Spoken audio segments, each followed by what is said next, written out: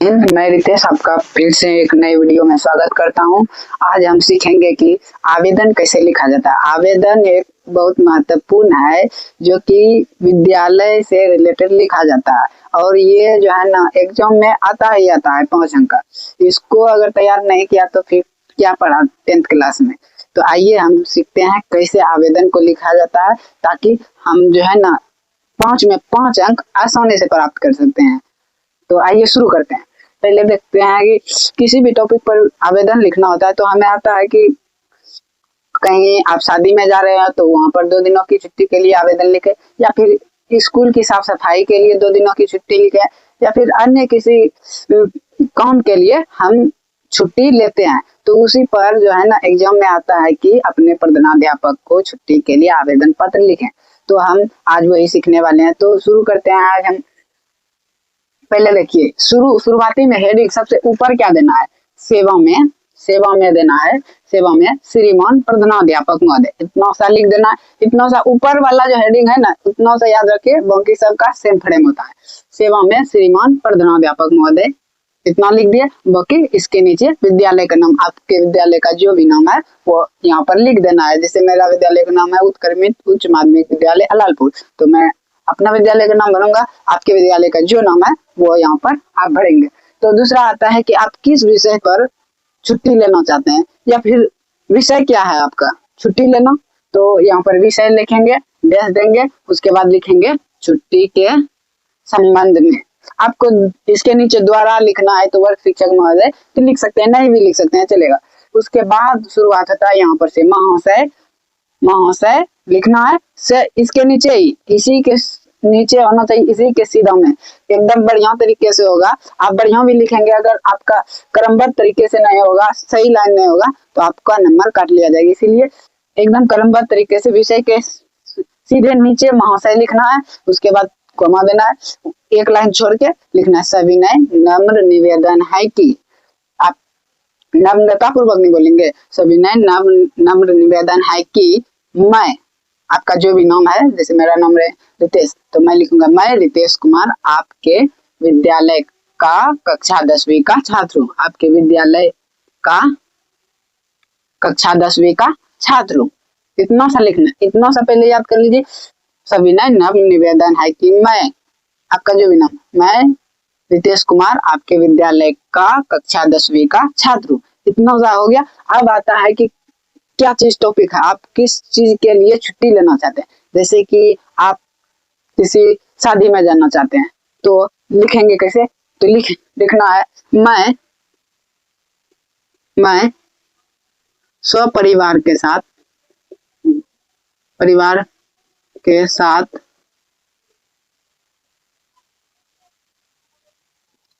अपने मामा की शादी में जा रहा हूँ, इसलिए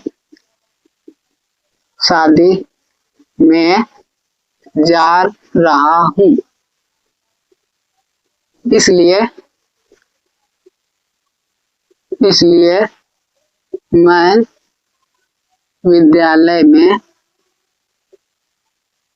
विद्यालय में 2 दिनों के लिए, आपको जितने दिनों की छुट्टी लेना है 2 दिनों के लिए अनुपस्थित रहूंगा। तो इतना सा लिखना है, आपका आवेदन हो गया। आप इसी को लिख कर आएंगे, आपको एग्जामिनर 5 में 5 अंक देगा। मैं सपरिवार के साथ अपने मामा की शादी में जा रहा हूँ, इसलिए मैं विद्यालय में 2 दिनों के लिए अनुपस्थित रहूंगा।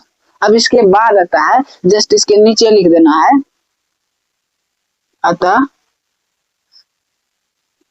श्रीमान से प्रार्थना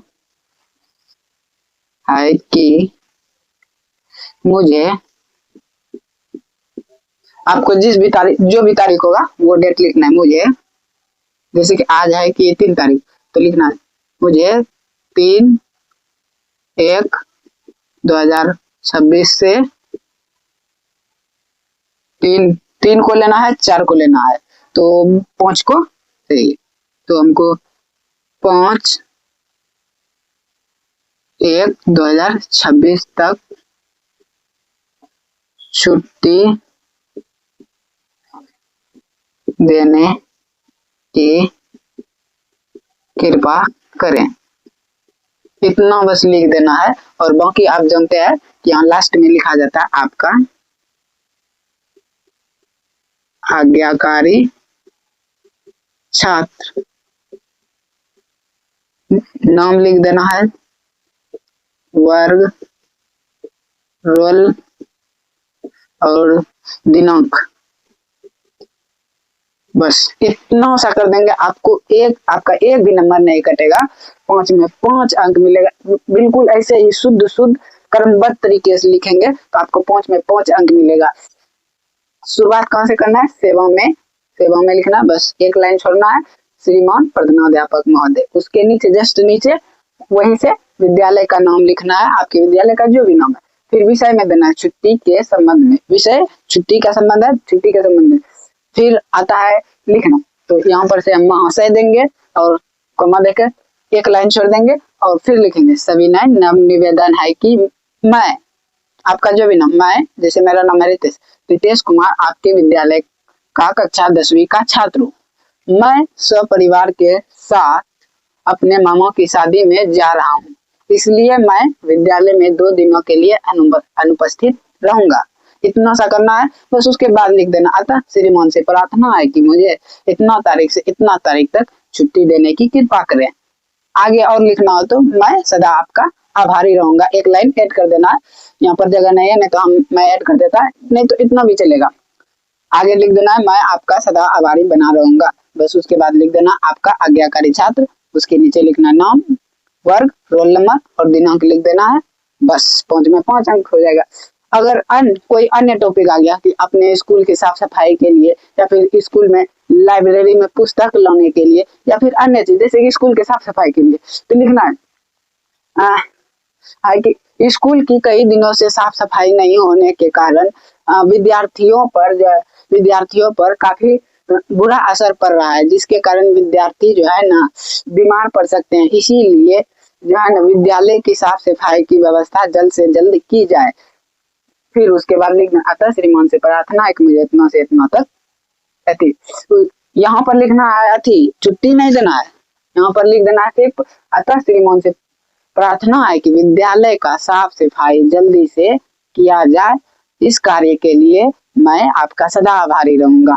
बस जस्ट ऐसे लिख देना है। या फिर विद्यालय में कोई लाइब्रेरी में पुस्तक लाने होती तो लिखना है कि विद्यालय के लाइब्रेरी में फलाना पुस्तक नहीं है, तो हम लोग जो है ना इस पुस्तक को पढ़ने के लिए इच्छुक हैं, तो इस विद्यालय में लाइब्रेरी में पुस्तक को उपस्थित कराया जाए, जिससे कि हम लोग उससे ज्ञान अर्जन कर सके। तो लिखना है नीचे में अतः श्रीमान से प्रार्थना है कि इस पुस्तक को विद्यालय के लाइब्रेरी में जल्द से जल्द उपस्थित कराया जाए। आपके इस कार्य के लिए मैं सदा आपका आभारी रहूंगा। बस लिख देना है, उसके बाद अपना नाम लिख देना है।